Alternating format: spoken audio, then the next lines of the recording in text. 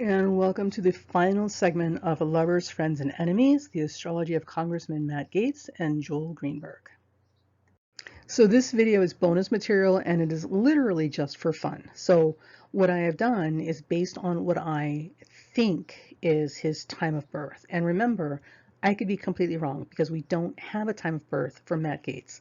So I'm doing some fast rectification and I'm pretty sure I've got it. But just so you know, when you're doing rectifications of charts, it's not the physical appearance that's going to tell you whether you've got an accurate time of birth or not. It's events, because astrology is about predicting events and life cycles.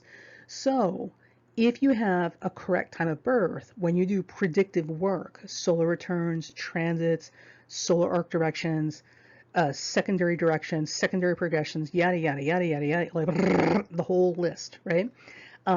The timing on those should all be precise and accurate. So when you're doing like solar returns or solar arc directions or progressions, a difference and an error in time of birth by 3 or 4 minutes even, and even a minute in some of these charts will throw the timing off in the chart, the predictive chart itself, and render it completely obsolete and useless because nothing will be on time or work or make any sense compared to what's actually happening in life.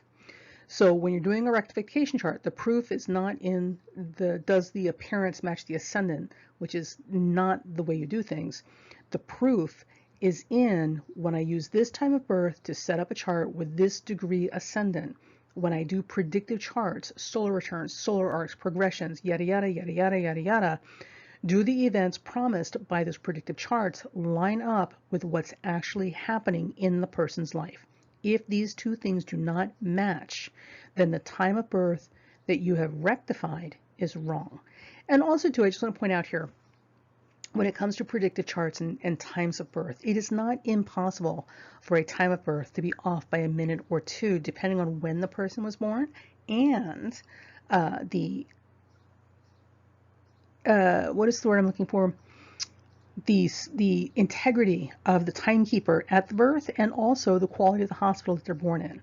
So if you're born at home, the time of birth could be off by a lot, depending on who kept the time. If you're born in a hospital, depending on the integrity of the nurse or the timekeeper for the birth, the time could be off by a couple of minutes. If you're born in more well-funded hospitals, you may find that the time of birth is a lot more accurate because they have more resources to maintain things. People are better paid, yada, yada, yada, you know, all this sort of stuff. Anyway, so there are a lot of variables that go into accurately recorded times of birth. And also, too, don't underestimate people miswriting times down, like being a little dyslexic with their numbers. And the reason I say this is that when it comes to records, especially things that are not considered, or even things that are considered vital, some clerks can get sloppy. People can get sloppy. I knew a girl who is half Korean, and when her mother came over with her when she was a very small baby, the mother was trying to tell the clerk, my daughter's name is Jenny. My daughter's name is Jenny. The clerk, not understanding what the woman was saying through her accent and being sloppy, wrote the baby girl's name down as, you ready? Johnny. I kid you not. So a baby girl whose name was supposed to be Jenny on record and legally is named Johnny, like Johnnnie, like the boy's name. So when it comes to numbers, right, it could be off. It could be off. So if you have a recorded time of birth and you're doing your predictive charts and nothing seems to be matching or lining up correctly, the time of birth could very well be off. It is not impossible. Just because it's on record does not mean that it's completely free of inaccuracies or errors. All right, so let's get on with some speculative predictive work based on what I think is his time of birth, which was rectified. So this is the big caveat. I could be completely wrong here because we're guessing at a birth time, basically. All right, so let's have some fun and take a look. And by the way, psst, Matt, TikTok, baby. So this is the solar return for 2020 to 2021 from birthday to birthday from Matt Gaetz. And these are my notes.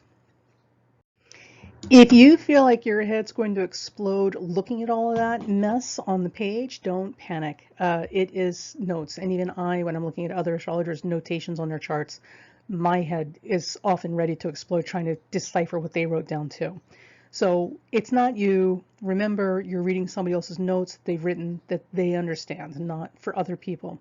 So just like taking a class and trying to catch up, reading somebody else's notes on the information you missed, sometimes it doesn't help. Sometimes it doesn't help. So the rest of the slides will be much easier to follow along with. So take heart, dear one, take heart. It gets easier from here. So I know this looks like a hot mess, right? So this is a picture of my chart and the notes that I've written on it. And this is the solar return for Matt. This is not his solar return and his natal. So when you're doing chart work, you want to compare the solar return to the natal, not look at the solar return by itself. It's a lot. Believe me when I tell you, it's a lot of extra work. And because you're looking at predicting things that can be measured in terms of their accuracy, because it's not like goosing a chart to make somebody feel good about themselves. Oh, you're so independent. That's why you can't get married, because you're in Aries. Instead of doing silly stuff like that, that basically just fanning somebody's ego, fluffing up their vanity. When you're doing predictive work, you're either right or you're wrong. And that, as an astrologer, that translates into you either know what you're talking about or you don't. Because when it comes to a natal chart, anybody can tell you you're a genius. Nobody's going to argue that. If you tell me I'm a genius, I'm never going to say, oh, no, I'm really an idiot. No one's ever going to say that. So as long as it's flattering, right, or you can present it as a flattering thing, you can get away with a whole lot of inaccuracy when you're reading a natal chart for somebody, right? However, and this is where the litmus test is. When it comes to predicting events and life cycles and big changes or things that are happening, this is where the rubber meets the road, baby, because you are either right or you are wrong. There is no fluffing and squeezing and twisting and deforming to make it fit your interpretation of it, right? It either happened or it didn't happen. So with that said, when you're doing predictive work, like in using predictive charts, it's a lot more work, a lot more work. Oh my gosh. Because you're not just looking at calculations, you're also synthesizing this information to try and distill it down to one cohesive moment, right? Now, the stuff that I do is very general, I think, because there are people who have done some amazing predictive work I've seen in my lifetime. And I'm sure there are other astrologers out there who are phenomenal and can, with pinpoint accuracy, can pull things out of the ethers and tell you exactly what to expect, like in terms of the color of the room, the name of the thing, the organization, yada yada. I'm not that good yet, mostly because I don't put that much time into it. When I'm doing charts, I'm always in a hurry, and this is all big event stuff. But it is possible. It is definitely possible. So as far as my work is concerned, by my standards, I consider my own work very general. I would like it to be a lot more specific, and someday it will be. But for what I do right now, I think this is very general. Of course, I might also have much too high a standard and expectation for human beings, including myself. So there is that. All right, let's get on with the show. So for Matt's 2020/2021 solar return, now that's going to be from his birthday in May of 2020 to his birthday in May of 2021. So this is the solar return that has just ended with this birthday this year. So for this whole year past to the previous birthday, these are the events that we are looking at. So starting in June of 2020 in Matt's life, there was an eclipse at 0 Cancer that was squaring his natal Mars at 0 Libra. At the same time, while this is happening, we also had a Venus-Neptune configuration occurring in the solar return. And this month in Matt's life, he announced Nestor as his adopted but not officially adopted son. Now, what's interesting is that there's a Venus-Neptune square happening in the month of June for the solar return. That he is under the influence of while this eclipse is happening. And Neptune has a lot to do with deception and misrepresentation and shady stuff, right? And surprisingly, even adopted people, because there's that vague, unknowing, uncertainty, like ambiguity that goes with it, being adopted, because you don't really know who your parents are or what circumstances you were given up for adoption kind of thing. I mean, not necessarily as much now, but for a long time, that's what it was. So it is interesting that Nestor, the air quotes, adopted son appeared at this time. And also, too, if deception and misrepresentation and, stretching of the truth and hiding of the facts is indeed under Neptune's domain, and it is entirely possible that Nestor is not his adopted son by another man, and that Maria or Maya or May, the mother, Nestor's sister, it may actually turn out that, and there's been a lot of speculation about this as well, for good reason, that Nestor is actually Matt Gaetz' biological son, and that May is not Nestor's sister, but his actual biological mother. There's a whole lot of information that nobody can find about these two. So the birth information is missing. Nobody knows when Nestor was born, so we don't know his birth date, and just a whole lot of stuff. And the parents, Matt Gaetz' parents, keep giving May these super crazy expensive gifts. I think the last thing they just dropped a really expensive car on her and congratulated her on 15 years. Like, who gives their child's ex-girlfriend a brand new car, and says congratulations on the last 15 years or whatever? So the reason is, if this is the case, why would they hide this? Well, they would be hiding this because if this is in fact true and Nestor really is Matt Gaetz' biological son and May is Nestor's mother, not his sister, what this also means is that May was pregnant with Nestor when she was 13. And that means that Matt, at 19 years old, impregnated a 13-year-old girl. That would be a very good reason not to tell people that this is actually your biological son and that the sister is actually the mother. Woo! The lies we weave. Okay, so that was in June. Now, last year was a big active year for him in all the wrong ways, right? So in August of 2020, Greenberg was indicted. This is the whole foundation for this series of videos about him, is Joel Greenberg, right? And Joel Greenberg is the guy, his party buddy, that he was running drugs and underage girls, and oh my God, just the stupidity with these two, and trying to basically pimp out, Roger Stone fashion, women and drugs, to the rest of the GOP party, because they wanted to make a name for themselves as the go-to people for all the stuff you can't, you don't dare risk your reputation asking for somewhere else. So, anyway, Greenberg got caught doing the many things that Greenberg was doing, which are all stupid and shady, and he was indicted, which means he was called in for investigation in August of 2020.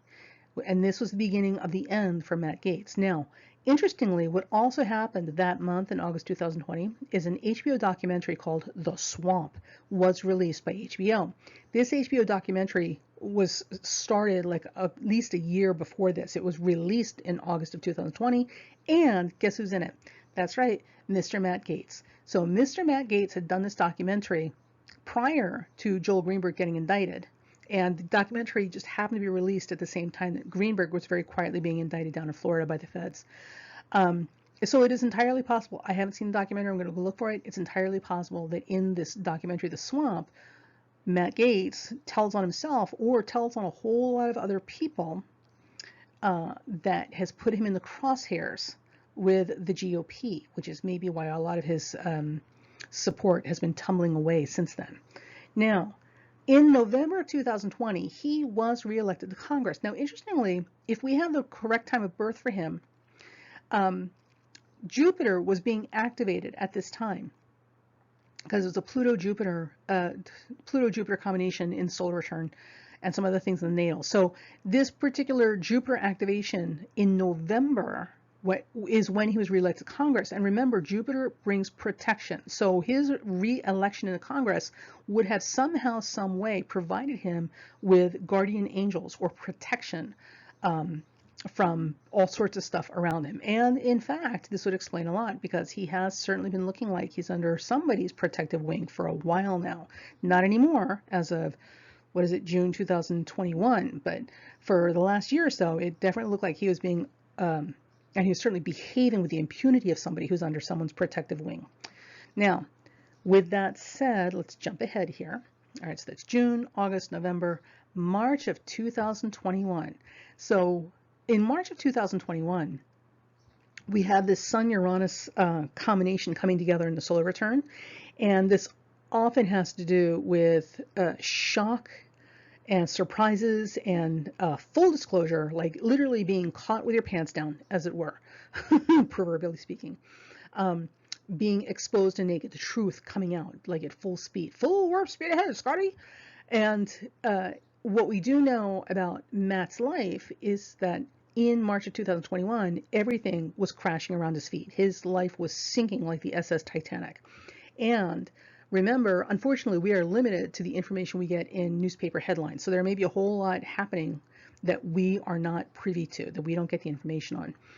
What we did see, however, is that he was definitely in a panic because for those of you who watched the Tucker Carlson interview, the disastrous Tucker Carlson interview, where he literally, like a drowning man, reached out to grab Tucker Carlson for support and almost pulled Tucker down with him.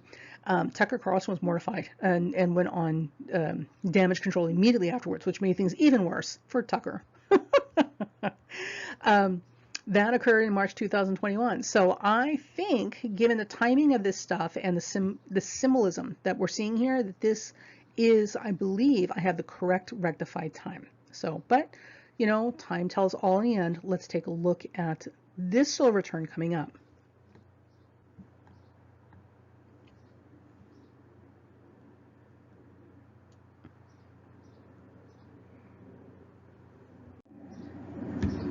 And now for the most painless way to get through this, and also where the real test comes in, right? Because again, the caveat is we don't have a known accurate birth time. The birth timer that we're using to set up these solar returns are based on a rectified birth time that I think is correct. So we're going to find out shortly how correct or incorrect that time is. All right, so this solar return will cover the year from May 7th of 2021, his birthday this year, to May 7th, 2022, his birthday next year. And this, if we have the correct time of birth, this is what I'm seeing. So in May/June of 2021, and remember, always give it a little bit of time on either side of a selected date. In a solar return, in particular, especially with rectified times, it's not going to be that far off. So it may be like a half a month or two, yeah, like a half a month, maybe at most a month off, but it won't be more than that. If the events are more than half a month or a month off in terms of timing, that means the time is very, very off. And we can't use the chart because solar returns, like Swiss clocks and German trains, run on time. Okay. So in May or June of 2021, this year, and we are now in June. We are now in June of 2021 as I write this report. Circumstances for Matt Gaetz should change on a dime, air quotes. We have a 1 to 2 month window before he reaches a point of no return, and literally there's no going back and making any course corrections for him. And again, if we give it a month window, right, we could be looking at maybe July. So May to June or June to July is this window. Because remember, we're working with a rectified time, not a known accurate time. Now, what we do know that has happened in the beginning of June is that Joel Greenberg, the linchpin that opened up this whole big can of worms, right? Greenberg was officially charged and he accepted a plea deal, which basically, according to legal experts, means that Joel Greenberg has offered to give compelling, verifiable information and testify to it about other people that are certainly more important than him, which in this case also includes Matt Gaetz, because Matt Gaetz is a congressman. And Matt Gaetz is definitely highlighted through many of the testimonies that Greenberg has already given. And this may also include other congressmen as well. So this was the tipping point. So I think and again, based on the last year's solar return and now this one, so far, I think we've got the right time of birth. If the time of birth is correct, and I'm reading this correctly, this also means that in July, which is right around the corner, It's going to be a major, major month for Matt. There will be a loss of support, a loss of group affiliations. He may be removed from his positions, and a possible catapult into large-scale fame, which for him would be global. He's known on a national level, so large-scale fame at his level would be global. And also, July will be a month where truth bombs are exploding everywhere. In August of 2021, no matter what else is happening, literally, if he was just a little bank teller, at the local credit union, he would still be going through this. And that is, in August, there would be a tremendous feeling of depression, feeling alone, being isolated, or even actually being ostracized. So August would be a very isolating month for him, regardless of what his job title or position or life circumstances were. Come September, it appears that the pressure from authority figures will be ramping up. Confusion and the inability to find clear direction or guidance will dominate the month, and unlucky or unhappy breaks for this guy everywhere he turns. So the August depression is going to turn into a September walking bad luck schlep rock from the Flintstones kind of episode. In September, October, or October, November, I'm not completely sure which this is. So it's basically September, October, November with the emphasis on October, but again, give it a month in either direction. There might be a sudden marriage. That would be interesting to see. And if it's a sudden marriage, is it possible that he's going to marry Nestor's sister? Maybe. I don't know. We'll see. We'll see. That is a giant wild card question mark that month. In that string of 3 months, one of those months, this is a big wild card. So it will be interesting to see what he does. And come November of 2021, this is not a great month because the theme for this month is the call to sacrifice oneself for the greater good. Liberation/release from the chains of the past and old identities are dominating themes. So by November, he may be on a cross and forced to choose whether he wants to or not, literally the lesser of two evils. Two unfortunate outcomes. So for those of you who are curious, these are my notes. For this solar return, the 2021 to 2022, I've just simplified everything in the previous slide, but in case you were wondering, I just wanted to put it here so you could see it. And here is the happy day we never have to hear about him again to look forward to. By January 2023, specifically January 2023, there's a lot of planetary activity hitting his natal chart that could literally spell the end of Matt Gaetz and his launch into obscurity, meaning we never have to hear about this character ever again. Whew. Bye, Matt. TikTok, baby, TikTok. So let's see what happens. And again, all of this is predicated on having an accurate birth time, although in January 2023, there are some transits hitting the natal planets in his chart that have nothing to do with houses or times of birth.